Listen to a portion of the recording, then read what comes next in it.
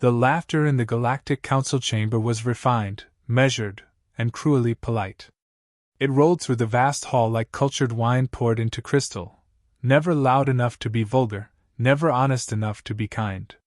The sound echoed off walls forged from neutron star alas and living stone, reverberating through 700 species who had long ago forgotten what it felt like to be afraid of anyone smaller than an empire. Ambassador Elias Rourke stood alone at the center of it all. No entourage. No guards. No weapons. Just a single human in a black diplomatic coat, boots scuffed from real gravity, spine straight despite the weight of 1,000 years of alien arrogance pressing down on him. Above him, the Galactic Council hovered in their preferred displays of power. Some floated on antigrav thrones carved from ancestral bones. Others existed as shimmering energy lattices, pulsating with self-importance. One species occupied a tank of corrosive gas, their delegates communicating through harmonic screams translated into something approximating speech. Rourke waited. He had learned, long ago, that letting powerful beings finish laughing told you everything you needed to know about them. Finally, he spoke. "You crossed into soul space without authorization," he said, voice steady, carried by the chamber's translation fields. "You ignored repeated diplomatic hails. You fired on non-military installations." A pause. "You destroyed 3 lunar habitats and a civilian shipyard." The chamber quieted, not out of respect, but mild curiosity. Rourke continued. 37,000 people are dead." A crystalline delegate refracted light in what passed for a shrug. High Arbiter Zelnoth leaned forward, its many eyes rotating independently, each one calculating probabilities, political consequences, and acceptable losses. Its voice emerged layered, artificial, and perfectly calm. "Ambassador Rourke," it said, "the Council recognizes the incident. However, the Karth Dominion acted within acceptable enforcement parameters." Rourke's jaw tightened almost imperceptibly. "Acceptable," he repeated. The Karth representative shifted in its throne, an immense, kite-and-armored warlord whose species had turned conquest into an art form. Its mandibles clicked with amusement. "Your system was marked as non-compliant," it said. The response was proportional. Rourke raised his eyes to meet the creature's many-faceted gaze. "You fired planet cracker test weapons near a populated moon," he said. "That's not enforcement. That's a threat." A ripple of irritation passed through the chamber. Threats were the Council's language. Being called out on them was impolite. High Arbiter Zelnoth gestured with a limb that shimmered like liquid metal. "Ambassador," it said patiently, "your species is new to interstellar governance. You must understand the hierarchy at play." Rourke nodded slowly. "Oh, we understand hierarchy," he said. "We've just never agreed with it." That earned him another wave of laughter, sharper this time. The Arbiter continued. "Earth lacks the military capability to contest Council rulings. Your fleets are limited. Your technology, while inventive, remains inefficient. Your population is volatile." A few delegates murmured approval. "You are a death world species that survived yourselves," the Arbiter said. "An impressive feat, but survival does not grant authority." Rourke inhaled deeply. This was the moment. "Then let me be very clear," he said. "I am not here to argue authority." The chamber stilled slightly. "I am here to deliver a warning." The word rippled through the translators. "Warning." The Karth warlord leaned forward, shadows crawling across its armored plates. "From whom?" it demanded. Rourke's lips twitched, not quite a smile. "From humanity." Silence followed. Not fear. Not yet. Just disbelief thick enough to taste. High Arbiter Zelnoth studied him. "And what, Ambassador," it asked, "does humanity intend to do if this warning is ignored?" Rourke did not answer immediately. Instead, he activated a small hollow projector at his wrist. An image blossomed above his palm. It showed Luna's far side, cratered, scorched, atmosphere venting into space like a dying breath. Rescue ships darted between ruptured habitats. Bodies floated, frozen, tumbling slowly into the void. The laughter did not return. "These were civilians," Rourke said quietly. "Engineers. Families. Children who never knew there was a Galactic Council deciding whether they were acceptable losses." The image shifted. A human woman in a pressure suit, helmet cracked, clutched another body as emergency lights flickered. "This," Rourke continued, "is what restraint looks like to us."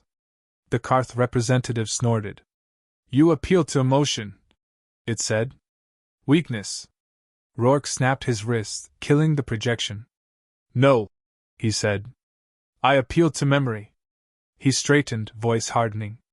"You have one opportunity to recall your fleets from Sol space. One opportunity to issue reparations. One opportunity to admit that you miscalculated." High Arbiter Zelnatha's eyes narrowed. "And if we decline?" Rourke met its gaze without blinking. "Then humanity responds." The chamber erupted. Delegates shouted, pulsed, flared, and screeched in outrage. A dozen species demanded sanctions. Others laughed openly now, no longer bothering with politeness. The Arbiter raised its limbs for silence. "Ambassador Rourke," it said coldly, "do you comprehend the scale of forces arrayed against your species?" "Yes," Rourke replied. "We studied your wars. Your doctrines. Your empires." He paused. "You've never fought someone like us."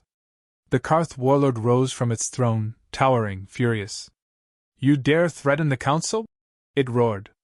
Rourke shook his head. "No," he said. "I'm telling you what you've already done." The Arbiter leaned forward one last time. "The Council rejects your warning," it declared. "Earth will submit or be corrected." Rourke exhaled slowly. "That's unfortunate." He turned, walking calmly toward the exit, back straight, steps measured. Behind him, unseen by the Council, a silent human fleet completed its calculations. 9 seconds remained. The galaxy had just ignored humanity's last polite request. 3 light-years from Sol, the Karth Dominion's Grand Suppression fleet glinted like a swarm of metallic predators, perfectly aligned in tight formation. 400 capital ships, each capable of pulverizing moons, bore down on Earth's orbit with an arrogance only millennia of conquest could cultivate. The fleet's warlords prided themselves on efficiency. Predictability was their weapon. Surprise? Non-existent in their doctrine. They had never faced humans. Not like this. On the bridge of the Karth flagship, Admiral Tharks K sat fused into his command throne, his insectoid mandibles clicking rhythmically as he monitored the fleet. The readouts were flawless. Target coordinates locked. Weapon systems charged. Civilian colonies on Luna and Mars had been punished, their preemptive strikes already completed. And then it happened. A whisper across comm channels. A blip on the sensors. Something misplaced. "Report," Tharks K hissed. The crew stammered in their clicks and clicks to Hum's translations. "Nothing. All readings nominal, Admiral." Tharks K's compound eyes widened. Something was wrong. Very wrong. Before he could register the threat, the first human vessel appeared. Not in orbit. Not in sublight approach. Inside the fleet. It blinked into existence between the Karth cruisers, black, angular, silent, a shard of shadow where physics should have been. "What?" the Admiral started. Then the reality of humans struck. Time fractured. Space folded. The dreadnought in front of him compressed inward, gravity reversing for a fraction of a second. The ship screamed in structural agony before vanishing entirely, as though it had never existed. The bridge erupted into chaos. Cannons fired. Missiles launched. Plasma lances screamed into empty space. All missed. Because the humans were already elsewhere. A calm, mechanical voice cut through the panic, broadcasting on every open channel. "This is Captain Mara Vance of the United Terran Expeditionary Force," the voice said. Even over the chaos, it sounded almost bored. "You are currently experiencing a demonstration." Another capital ship imploded, folding in on itself. The sound wasn't an explosion, it was a void sucking itself into silence. Crew's screams were cut short mid-translation as the vessel ceased to exist. The Karth fleet attempted to regroup, but human vessels didn't move in formation. They moved in anticipation, appearing wherever the Karth ships would be before they even maneuvered. Every weapon discharged by the Karth fleet detonated harmlessly into empty space or against their own hulls, torn apart by subtle distortions humans had introduced into reality itself. Captain Vance's voice continued. Calm. Precise. Mocking without a hint of humor. You attack civilian targets, she said. You ignored diplomatic warnings. You assumed we were weak because we were quiet. That was your first mistake. Another dreadnought tried to fire its planet cracker. Its own weapon tore the ship apart from the inside. The Admiral's compound eyes bulged as he realized what was happening. This is impossible. These humans, these Deathworlders, they've weaponized spacetime itself. A human fighter squadron blinked into existence around the flagship. One ship, impossibly small for such destructive power, approached the bridge. Captain Vance's voice cut again, directed specifically at Tharks K. You assumed patience was cowardice, she said. You assumed silence was submission. You assumed morality was weakness. That was your second mistake. Within 9 seconds, the Karth fleet ceased to exist.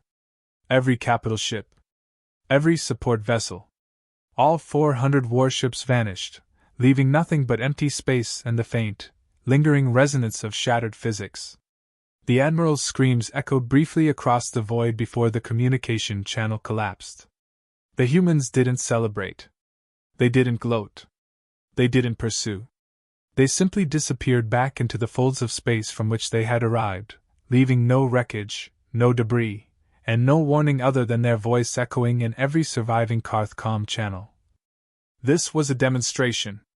The galaxy had learned the first rule about humanity: underestimate us at your own peril. And the Council hadn't even realized their mistake, yet. Back in the Galactic Council chamber, chaos tore through the polished obsidian floors like wildfire. Alarms blared, lights pulsed, and holographic consoles flickered as data poured in faster than any non-human mind could parse. The Grand Suppression Fleet, the pride of the Karth Dominion, was gone. Not damaged. Not retreating. Gone. Every ship, every dreadnought, every Planet Cracker-class battleship had ceased to exist. No debris. No wreckage. Nothing remained but gaps in space where history itself seemed to have been rewritten. High Arbiter Zelnatha's many eyes rotated frantically, scanning streams of impossible information. This is impossible, it hissed. Its voice fractured into overlapping frequencies as the realization sank in. The fleet, annihilated in 9 seconds? It cannot be. Rourke stepped forward, calm as ever. His presence cut through the panic like a scalpel through paper. I told you, he said, voice low, measured, but carrying the weight of inevitability. You weren't listening. The Karth delegate's mandibles clicked frantically, a sound no human could fully comprehend but that resonated with pure terror. You cheated. This violates the laws of physics, of engagement, of everything. Rourke's eyes locked on the warlord. No, he said, voice rising. You violated our homes. You killed our people. And you assumed that restraint was weakness. That assumption was your final mistake. A tremor ran through the chamber. Every species present, from bioluminescent gas beings to crystalline hierarchs, froze in disbelief. The data feeds continued to update: casualties, total. Engagement duration, undefined. Coordinates, disappeared. Rourke activated a small hollow screen at his wrist. A human face appeared, scarred, gray at the temples, eyes like frozen steel. Admiral Jonah Creel, a man who had buried his wife and child after their civilian shipyard was obliterated. This is Admiral Creel, Rourke said. He warned you. You ignored him. Now he's teaching the lesson. The Admiral's voice came across the chamber's translation matrix, calm, unyielding. We gave you a chance. You chose to mock diplomacy. You assumed we would remain quiet forever. That assumption was your third mistake. Across the galaxy, human vessels blinked into existence inside the Karth fleet's coordinates. They didn't fire beams. They didn't launch missiles. They altered reality itself, deploying time-delayed causality weapons that made destruction happen before it could even be observed. A Karth dreadnought attempted to charge its weapon. It detonated internally as space-time folded for a fraction of a second. Entire ships collapsed inward, vanishing as if they had never been built. Captain Mara Vance's voice filled every comm channel simultaneously, detached and precise. "You attacked civilians! You ignored warnings! You assumed we were weak! That was your second mistake! This," she said, as another dreadnought dissolved into nothingness, "is what happens when you underestimate humanity." The chamber watched in stunned silence as the projection of the fleet's demise continued. 400 warships annihilated in mere seconds, an entire armada erased from history before anyone could react. High Arbiter Zelnatha's limbs trembled. "Ambassador Rourke," it said, voice tight, synthetic fear creeping in. "The Council requests immediate ceasefire negotiations." Rourke's lips curved into a faint smile, not kind, not gentle. "You still don't understand," he said. "That wasn't a war. That was a demonstration." He activated another projection. Hundreds of red markers appeared across known Council-controlled space. Military hubs, strategic outposts, political symbols. "These are not invasion targets," Rourke said. "These are reminders." And one by one, the first markers blinked and went dark. The Galactic Council understood then, with the sudden, crushing clarity of absolute terror, humanity did not conquer. Humanity educated. And the lesson had only just begun. The galaxy learned quickly after that day. Humanity did not occupy worlds. They did not raise banners or install governors.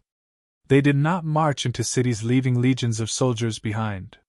They removed threats. Efficiently. Precisely. Without malice, and without mercy.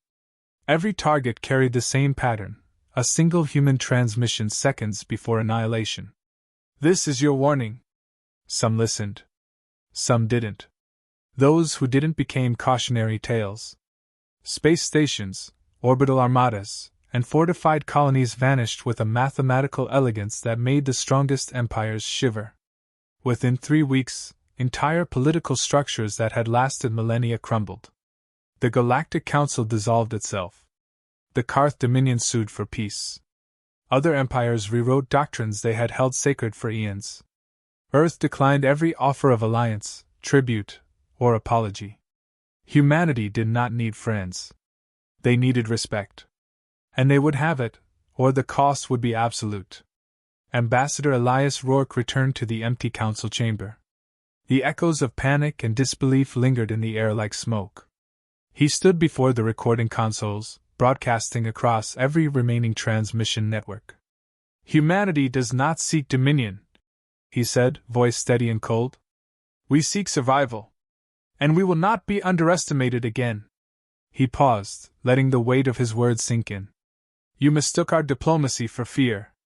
Our restraint for weakness. Our morality for limitation.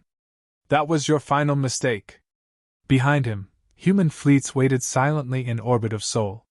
Black, angular, silent, shapes that could appear anywhere, anytime, unbound by distance or expectation. They were not there to conquer.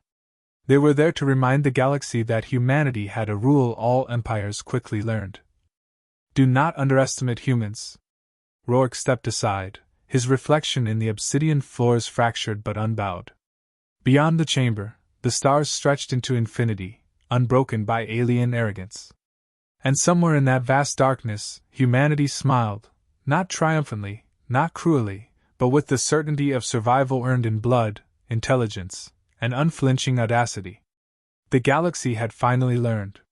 Humanity had warned them. And now, the universe would never forget.